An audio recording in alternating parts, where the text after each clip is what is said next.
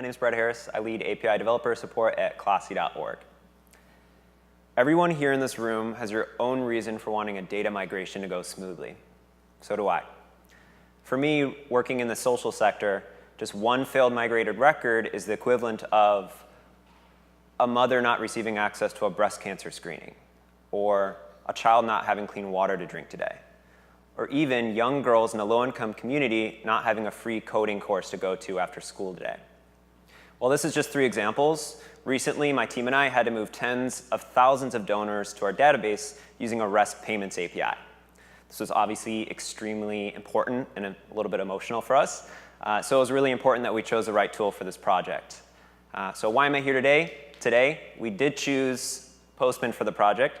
I'll be sharing 4 benefits and 1 thing to avoid at absolutely all costs when using Postman for data migrations. Let's dive in. So, benefit number 1, setup time. Most of us were in the workshop yesterday. We saw that it takes significantly less time to set up a collection runner than to, as you could imagine, design and architect a migration app completely from scratch. So how did we do it? Basically, we had an input file of donor data. A donor object, among many other objects in our database, consists of an email, credit card details, tokenized credit cards, address, et cetera. So for each row, that's an iteration in the collection runner, and basically it just builds the payloads for the post requests. Pretty straightforward. Through this, in a matter of, say, 30 or 60 minutes, everyone here can spin up a collection runner and write beautiful testing and spit out successful and failed loads. So benefit number 1, setup time. Postman is extremely fast early on in a project. Benefit number 2, get the awkwardness and clumsiness out of the way early in a new process. I cannot stress this enough. This migration was a completely new process for us, and we were full well expecting a ton of API edge cases. That's exactly what happened for any of my coworkers who were in the room with me today. So what this allowed for was our QA engineers to actually focus on QAing and debugging these issues, as opposed to our devs having to redesign and re-architect our app every single time something went wrong. For example, this is really simplified and condensed down, but let's say we're hitting 2 different APIs. We had never done this process before. What we discovered was hitting the payments API before the reporting API actually caused a series of downstream effects. And so really quickly, our QAs were able to debug the issues in the API, while our devs, well, mainly me at this point, was able to just switch the order of these requests using the UI of Postman, switch a few lines of code, and that was pretty much it. So benefit number 2, with a new process, consider these tools to allow you to fail fast and make mistakes early on in a process. Benefit number 3, educate. To me, this is one of the biggest benefits of Postman. Postman is inherently a visual tool. So I really recommend everyone here uses it as that. What I mean by that is you can, in a visual format, which is the way I like to learn, explain to non-technical stakeholders at your company, your account managers, your support folks, anybody in the room who needs to know about the process, who's not an engineer, exactly what your app does without having to show them a script of code. So I create a record here. I then use the response and update record there, or I delete the record if it's unsuccessful. This was extremely important for me as I was mentoring and coaching my clients. But actually, later on in the project, what I found was another big benefit of this was I could also empower non-engineers at my company to do exactly the same thing, to not only coach our clients, but to also implement the process themselves. So benefit number 3, educate. Postman is visual. I recommend you use it as exactly that. Benefit number 4, hardcode test to produce useful reports. Admittedly, this is a little bit hacky, but nonetheless, you can hardcode test to produce really fast reports in Postman collection runners.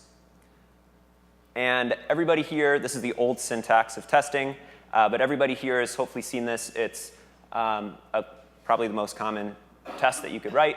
You're spitting out a static string, response code is 200, and it's evaluating itself based on the Boolean if the response code is 200 or not.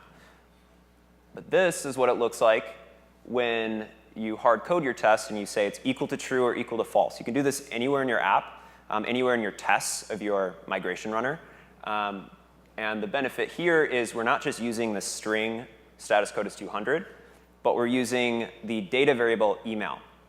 And if you remember, with the donor input, we had basically each iteration that runs in the collection runner, the email is different. So once you export your results, you can get a really useful data structure in JSON. And the biggest benefit here is because all the values are either true or either false, you can then convert it to a CSV. So this was really, really helpful for me early on in the project. Again, a little bit hacky, admittedly, but you still can use Postman to hardcode test, produce really fast reports to give your client and to even use internally. So everybody's probably wondering, what's the one thing I could not discourage more than anything else, and that would, without a doubt, be do not consider running a Postman collection runner for a data migration without taking advantage of the open source tool Newman. I was actually really excited to hear that this actually does tie into Seinfeld's Newman, so excited about that. But this was really helpful once I discovered the tool, and it was a huge bottleneck early on in my project when I didn't know about the tool. So basically, this was something that just did not scale with the project. Every single time you have this JSON structure, you have to convert it to a CSV. That works for 5 iterations, but when you're running a migration, let's say every day for a month, this is just not something that scales with any project. So I want to take the opportunity to turn this into more of a benefit. If you're running a data migration using Postman, please use Newman. It's got an awesome interface to basically just customize your reporting in a web app or just through the terminal.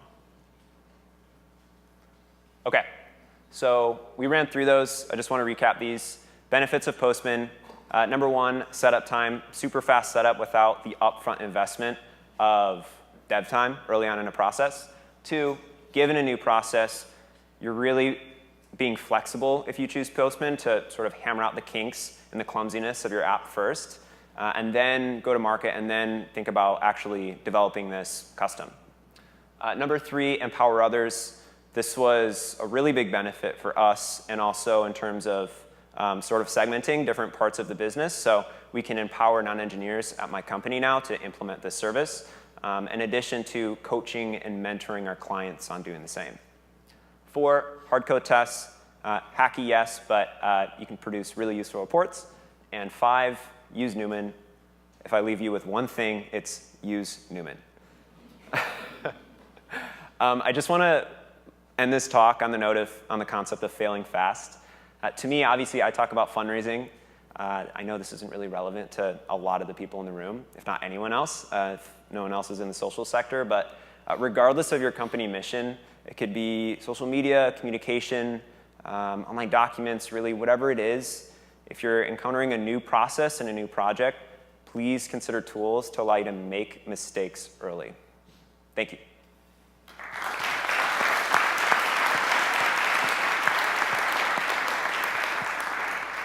Any questions?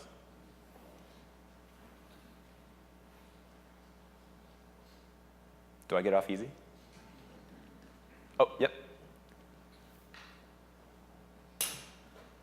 Before Postman, did you what API tool are you have been working for? Or have you encountered any? Don't give me the name, but have you encountered any? What are the challenges you encountered with any other tools prior to Postman, or any challenges which you find inside the Postman and you overcome it? Would you like to share those informations? Sure. Good question. OK, so the question was I just, I guess, bottlenecks in the project, issues during the project? Yeah, with any tool, sometimes you encounter, something is not backwards compatible. Every single software company is guilty of that. So fortunately, Postman support is really great. So I did get quick answers. But yeah, again, I was sort of hacking my way through the tests. So that wasn't something that was innately a feature of Postman. So they were surprised to hear that I was doing that. But the JSON, when you export your results, the JSON in the all test key, when you export it after the collection runner is finished, that basically, the syntax changed just a little bit. So I would have to I had a function that I have to run and change it a little bit. Yeah, I mean, that's all expected, though. So again, new process, things change. But yeah, we got over that in a matter of a week or two. Any other questions? Yep, in the back. So here, we are migrating data, right? So data means it has to be clean when it goes to production. So during all this process, how do you manage to get to a level of cleaner data, right? You must have done so many iterations, so many tests to figure out. So did you build up something to first validate the data or the column names? They are all accurate. So is it like a process that you implemented to get to a level so that you can run this in production and migrate it using Postman? Yeah, great question. So this wasn't something that I had to actually implement myself, but another part of the team built validations for it. I'm not exactly sure what they were using, but I mean, ideally, obviously, you have this app, and once you kind of hammer out this new process, you're able to put your validations with your migration and like spit out the successful and failed records, et cetera. So ideally, yes, it's all in one place. That's why I think it's important to consider this more of like a proof of concept for data migration. But yeah, that being said, validation was one missing piece from Postman. We use that from a third party, and I can't really speak to exactly how they did that. Any other questions? I can't see because it's super bright, but okay, I think that's it. Okay, cool. Thanks, guys.